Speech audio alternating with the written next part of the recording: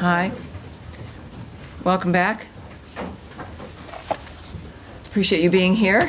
Thank you.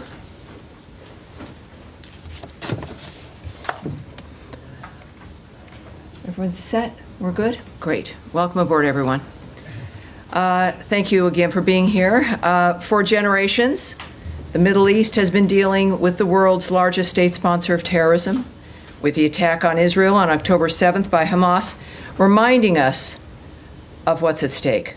Due to the wisdom of the American people, President Trump's election to a second term has offered the world a chance to see an American leader committed to solving many of the world's existential threats with determination. Now, as the conflict between Israel and Iran continues, President Trump has also been clear that Iran cannot have a nuclear weapon. Secretary of State Marco Rubio has also stated that fact, as he has traveled the world working to implement President Trump's vision of peace and security. That statement has also been uttered from this podium many times. The fact that Iran cannot have a nuclear weapon is clear. As the White House reminds us, since taking office, President Trump has clearly stated no fewer than a dozen times that Iran cannot be allowed to have a nuclear weapon, for anyone who's unclear on that fact. President Trump has made the same pledge no fewer than 40 times before taking office, even as far back as 2011.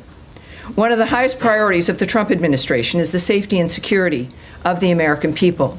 To that end, the Department of State has established the Middle East Task Force to help coordinate support for U.S. citizens, our U.S. diplomatic missions, and personnel and diplomatic engagement.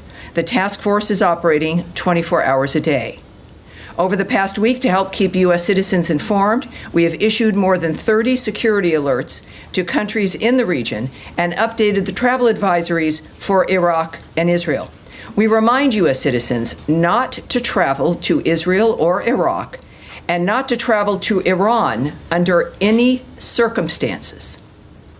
We continue to monitor the complex and rapidly evolving situation on the ground as we continue to assess and address the needs of U.S. citizens.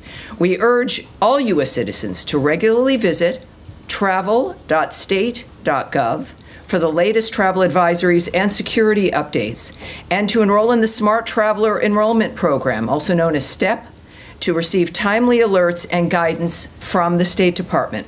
For Americans needing assistance, and there we have a bit of the website there for you, call +1 202 501 4444.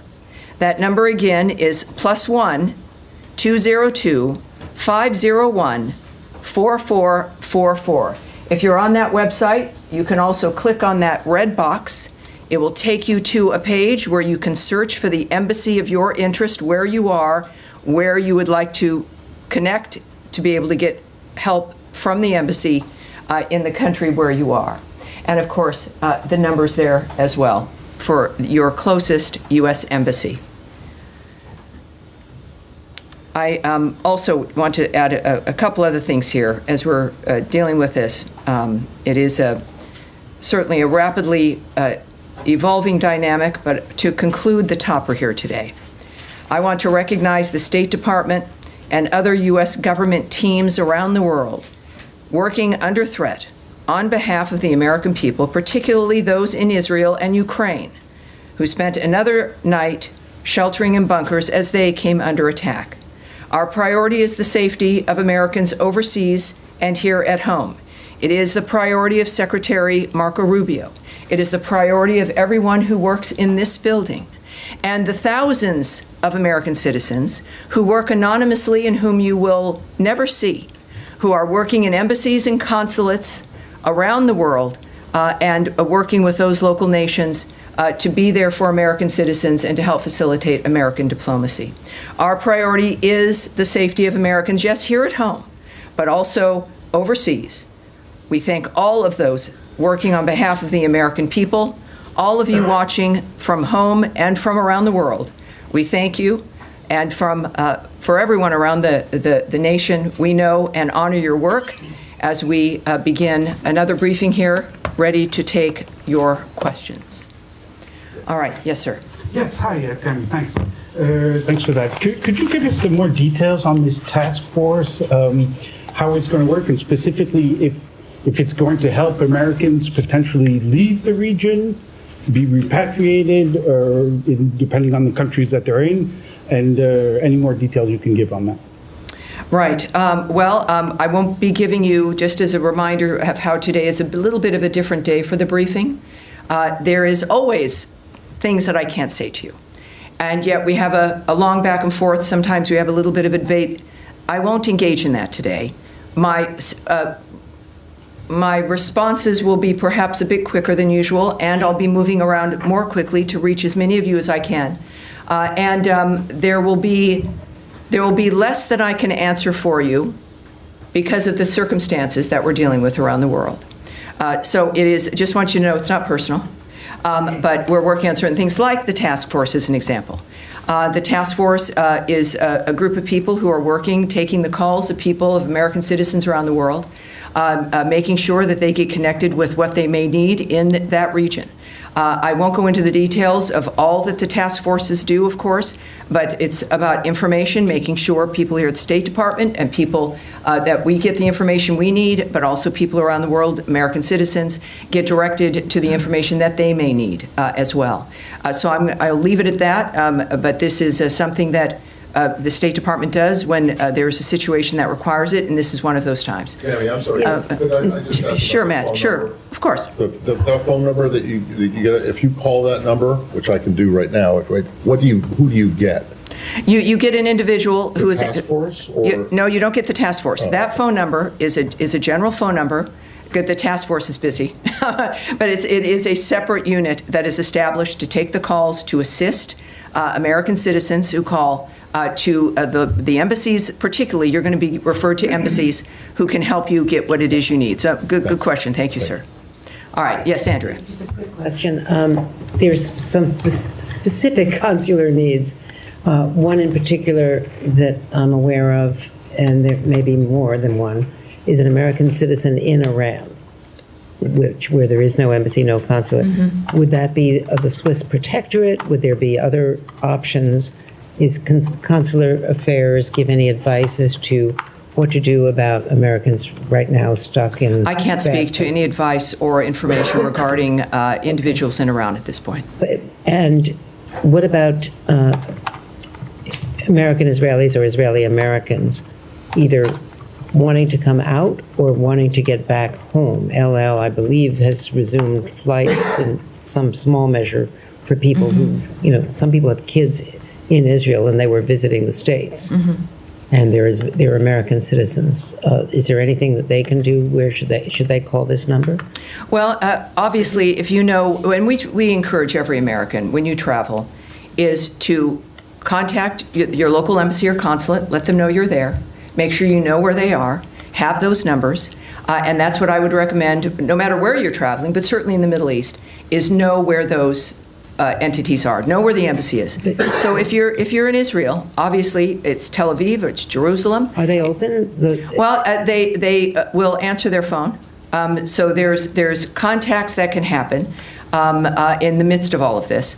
And of course, I think that's the advice for wherever you are. But clearly, if you're in a certain area, it's obvious in this case that there are certain limitations in that region, and that contact the embassy, the one that is nearest to you, and you will, at the very least, make sure they know where you are, but also they will give you some options for the plans that you would like to make. Yes, Humaira. Tammy, I understand your limitations, but I have to ask this. I know you do. It's your job, and I appreciate that. I'm here to take questions, not necessarily always answer them. Yeah, last night ma'am. President Trump said he wants a real end, not a ceasefire. So does the United States support or pursue regime change in Iran, or are we just talking about dismantling Iran's nuclear enrichment, and would that include the United States helping Israel strike Fordo? Well, I'm certainly not going to characterize what President Trump says or tweets, for that matter. He doesn't need characterizing. He's one of the most transparent, one of the most clear individuals that we've known. I think that we can take his word for his word, but I'm not going to speculate on, in a larger sense, what that would mean, That is up to the president. He is the singular guiding hand about what will be occurring from this point forward, as he has been. And I think that dynamic is pretty clear. He says he wants an end, as he has said about every conflict that he has, as a peacemaker, worked to stop peacefully through diplomacy. That has been his commitment. And he wants these things, as he said about a number of situations, not for a month or 6 months, but durable ends to this nature of forever wars. And that has been his posture, and that's his posture now. Okay, I have an easier follow-up. Yes, ma'am. How many people... I'll take a hard one, too. I'd say. How many people so far have contacted U.S. missions in Israel or elsewhere, American citizens, seeking help to depart the country that they're in the Middle East? Yes, I won't discuss those details or the numbers involved with the embassies. Are you guys planning to facilitate charter planes to get people out or military evacuation? I will not discuss what our plans are in that regard. Yes, ma'am. Just to follow up on that really quickly. Sure. Are you guys considering at all operations that would help Americans who want to leave the region from evacuating? I know that our commitment is to the safety and security of Americans around the world. All right? Yes, sir. Yes, sir. Go ahead. Tammy, would the U.S. government like to see a regime change in Iran? First of all, I'm certainly not going to remotely address that. It would require me to speculate or speak on behalf of the president, which I will not do. What we've seen, though, is clear, is months and repeated statements that all he wants is a peaceful world. His activity and the nature of the actions that the United States has taken and his special envoys have been rooted in one thing, which is negotiations, looking for diplomatic solutions to generational problems that he wants solved diplomatically. That has been his constant posture. And there has been nothing that has changed in what he wishes for, what he would hope to accomplish. And so, of course, that's not something I'm going to address. Is the U.S. government and the Israeli government on the same page when it comes to the intelligence about Iran's nuclear weapons program? That is a question for the White House and perhaps the NSC. That's not something I can answer here. Nadia.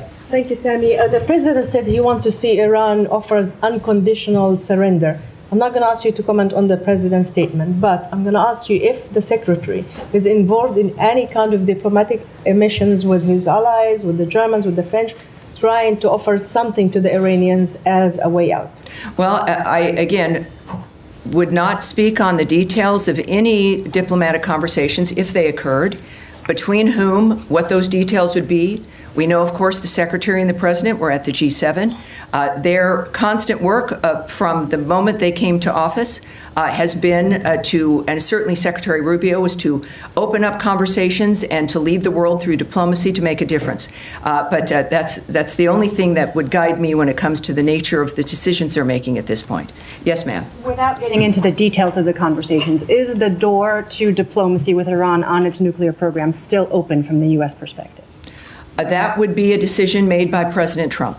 Have you heard from the Iranians signaling interest in continuing discussions? That is not something that I can speak to. Yes, ma'am. Going back to the consular piece of this in Israel, the latest security alert from the embassy there still says that the embassy is not in a place to evacuate or directly assist Americans. Do you have any timeline on when that might change for the Americans who are stranded in that country?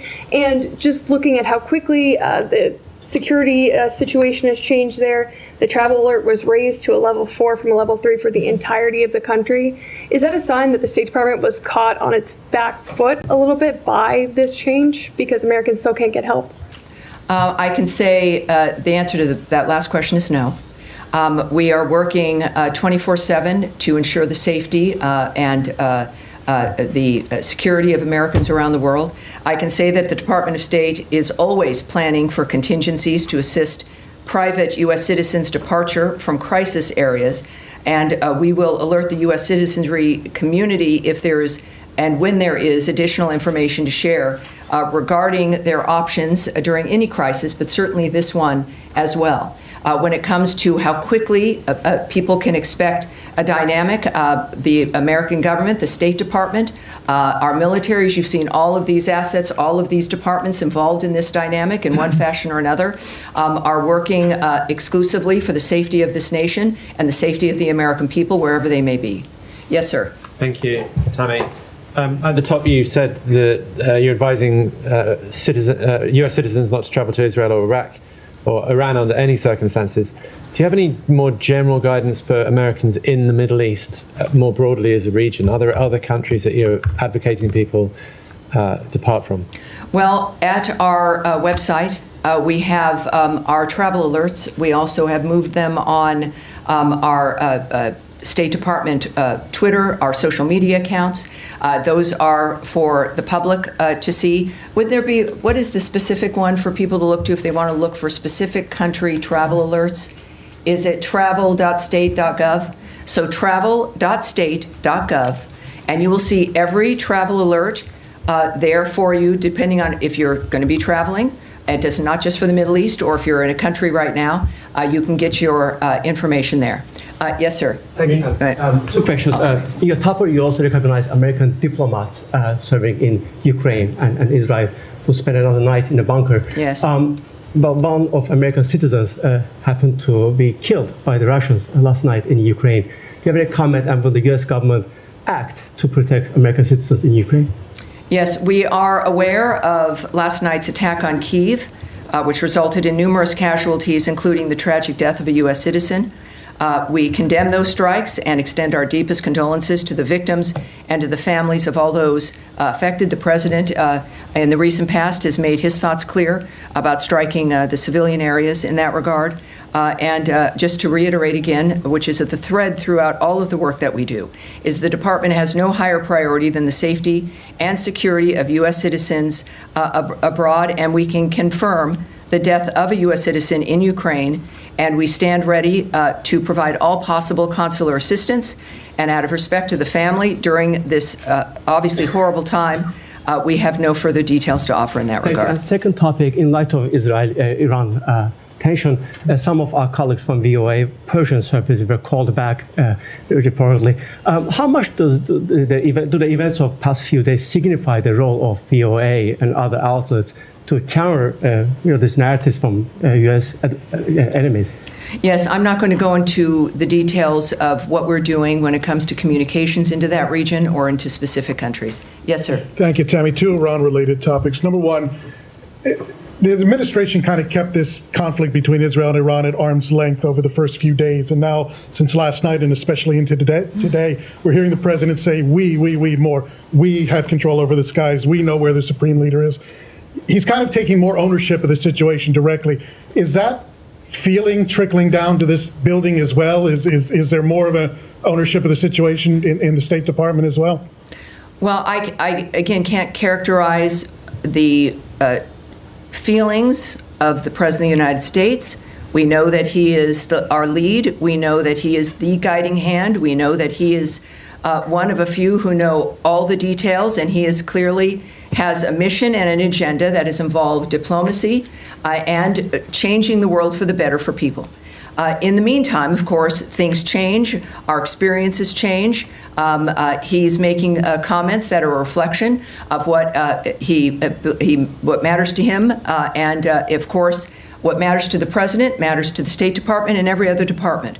I think that it is fair to say that his leadership and his re-election to the second term was because people here in the United States were tired of the status quo, and what the world has seen is a peacemaker and someone who can make a difference, and that's what they're looking forward to. Final question. Can I get in one more? One more. There's no special envoy for Iran. Several key locations in the Middle East don't have a confirmed ambassador. We speak often about the day after situation in Gaza. What about the day after situation in Iran? Is the State Department ready for it? Well, the State Department and the Trump administration, while you may not see things immediately, just because it's not maybe in the news or you're not present for things that occur, doesn't mean they're not occurring. I would remind everyone that the State Department, as I've found out, is sort of like the military. It's 24/7. It is not something that is a basic 8 to 5 dynamic. And it's because people are working around the world constantly. It is literally their mission. Personally, their work is what they do and are committed to. So while you may see a certain thing in a static framework, it doesn't mean that we have not worked on that or are not working on that or that things will begin to happen. So it's just a reminder that it's not about the day after. We are working before, during, and after. It is the anticipation of people with history and an experience when it comes to the history, not just of a building and of a department of the United States, but the history of people working on diplomatic issues throughout the world. And they work for this department. They are committed to those issues, and that is what makes the State Department so effective, in addition to the leadership that is afforded by Marco Rubio, as guided by Donald Trump. Yes, sir, you've been waiting. Tammy, the NATO summit is in The Hague next week. Yes.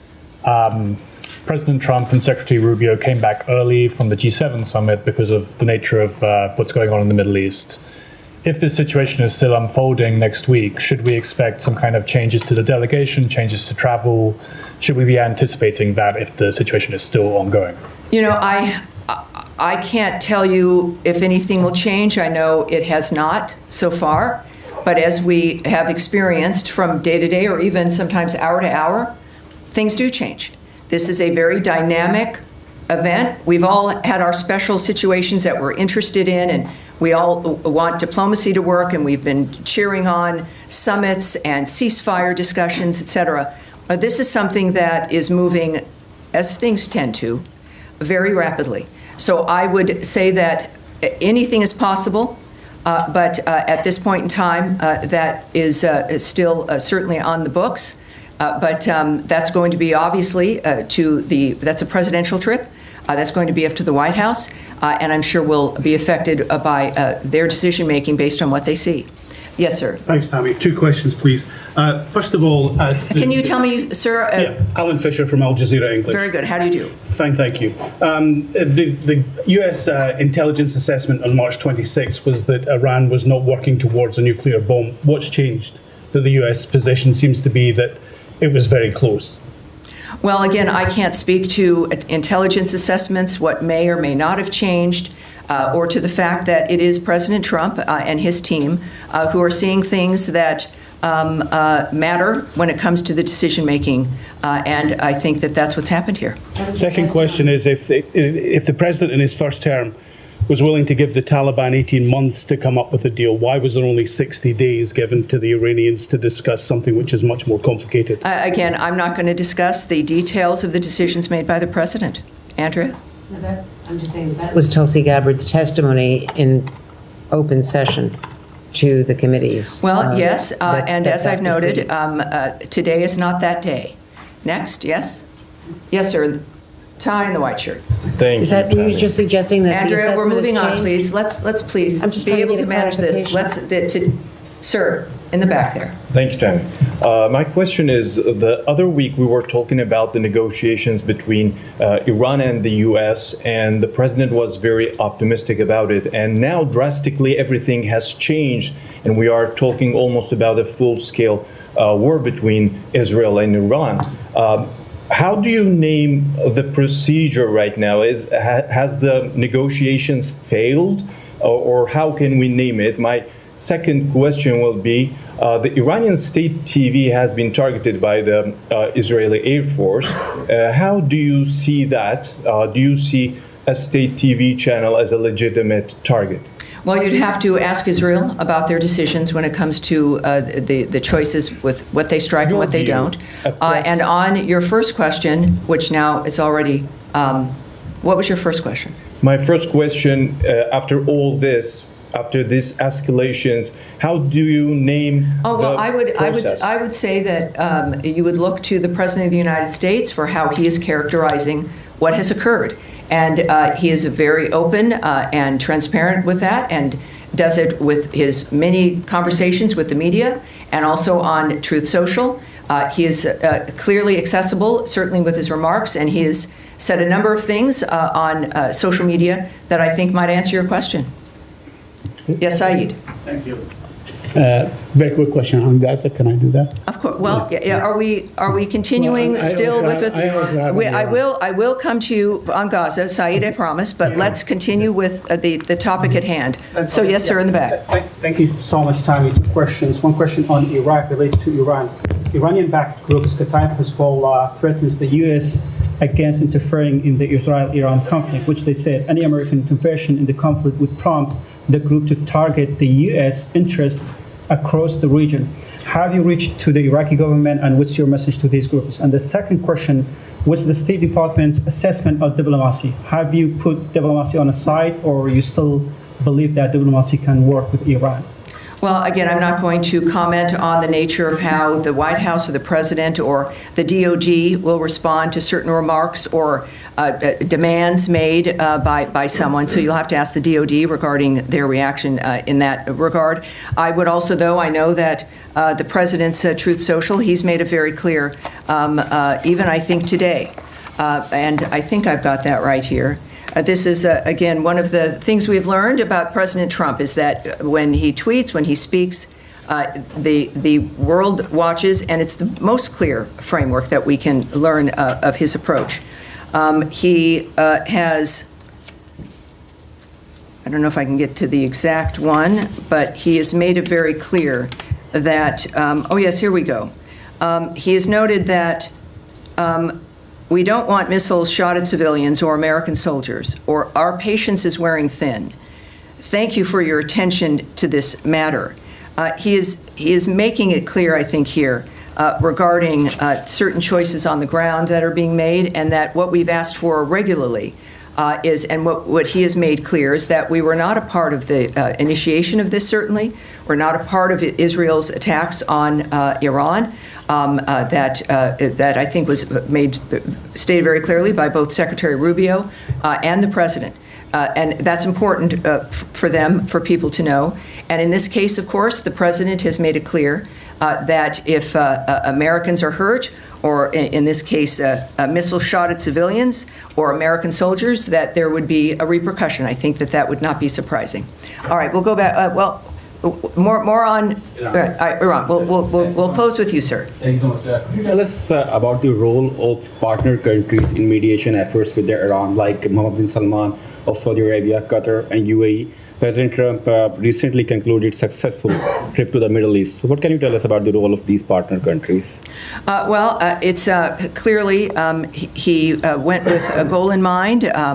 He makes deals. He's the best deal maker in the world.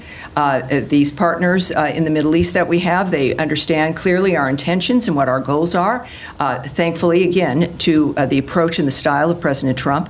So it's, I think that when it comes to, again, the best person who could explain his feelings and thoughts about what's accomplished on any issue is the President himself. So I'd refer you back to what he writes and what he is posting on, I think, a very regular basis, which is helpful to people like me, and I think to the world at large as well. Despite Israel's concerns, can I one more? Despite Israel concerns, President Trump is still trying to negotiate with Iran for a nuclear deal, showing that his priority is peace in the region. President Trump has once again recently offered to mediate on Kashmir, but the Modi government says that they don't need Trump's help. Does President Trump need Modi permission to bring peace in South Asia by resolving the Kashmir issue? Well, yes, this is every country, as President Trump has stated, is a right to define its own future. He offers his help, and it's up to whoever he's offering it to whether or not they'll accept it. We live in a fascinating, exciting time where we've got a man who can make the difference, and he's generous about making that difference. He could have chosen to have this term be about anything other than peace and making America great again. But he's stuck with that. He's committed to that. It is part of his overall commitment to the country. So I would not speak to the nature of another country's decision-making. That's up to them.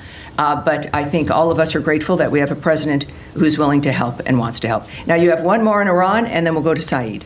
Can you confirm a report that the former Iranian President Mahmoud Ahmadinejad has been killed in Tehran? I can't confirm that or report on that or discuss it. All right, thank you. Saeed. Thank you. Very quick question on Yes, Gaza. sir. In the last 48 hours or the last 3 days, dozens of Palestinians have been killed at the aid centers and so on. With everybody focused on Iran, this situation still garner some interest or attention from this building or from the United States of America? And are you urging the Israelis to hold off whatever the amount of firepower they're firing at these aid seekers? Well, we of course are always saddened to hear reports about any mass casualty situation or shootings. I don't know who isn't, no matter what the dynamic. The IDF has said a particular incident is under review, and that is helpful, and we'll see what their review comes up with.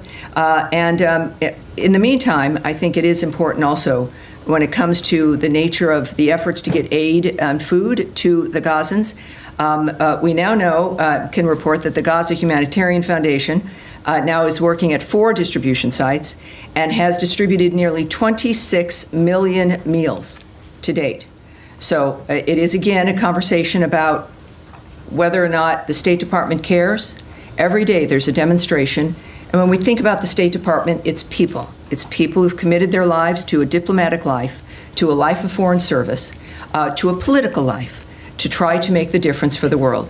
So we see that manifesting here. And as we also know with today's events and today's conversations, there's a reason why we need people like President Trump and the American commitment to peace abroad. All right?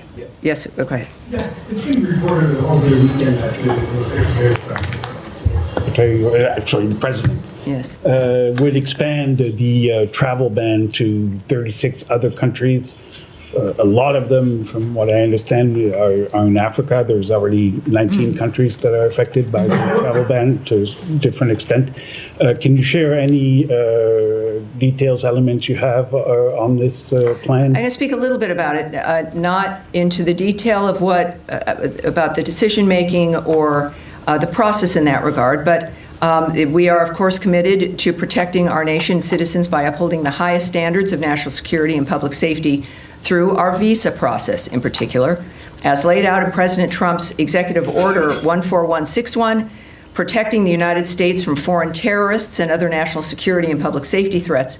The visa adjudication process has got to ensure that U.S.-bound foreign travelers do not pose a threat to the national security and public safety of the United States. That is, I think, a very low bar, and is a bar that every nation should be able to adopt. To protect the national security and national interests of the United States and its people, the Department of State and other U.S. government agencies assess other countries' security capabilities, information sharing, and identity management practices, exploitation of the U.S. visa system, such as overstay rates, and failure to facilitate the repatriation of their removable nationals.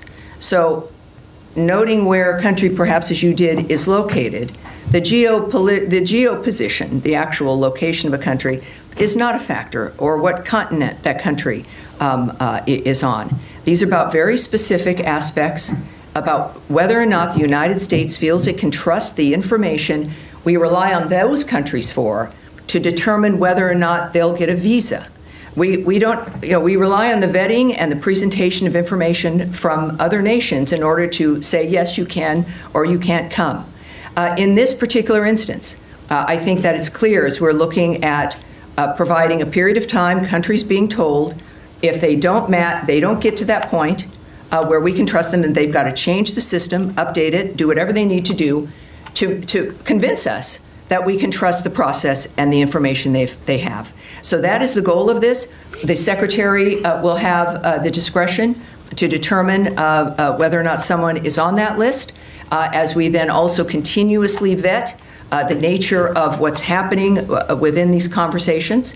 And the goal is so that we can all move forward, so that people can come to the country. And that's our goal. All right. Yes, sir. Yeah, but I don't know why you're so far in the back, Michelle, but I'm sorry. with NPR, yes. Yes. Just following up on that, there was a deadline given for these 36 countries tomorrow to come up with their action plan. I wonder if you've heard back from any of them yet. That's incorrect. I can just tell you that that's not correct. The fact is that they will have a considerable amount of time to rectify whatever the situation is that the State Department has determined is affecting the nature of our trust in how we issue a visa. All right? Yes, and we'll take, yes, sir, with the beard there, yes. Thank you. Has the United States... Can you tell me your name, sir, and your outlet? Mustafa Abdo, Shafaq News. Okay, welcome aboard. Thank you. Has the United States received any official request from Baghdad to help prevent Israeli overflights in Iraqi airspace?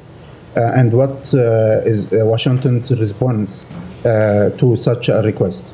Again, you would need to speak to the Department of Defense and the White House regarding that. I won't speak to the details of conversations, certainly about anything of that matter involving any country.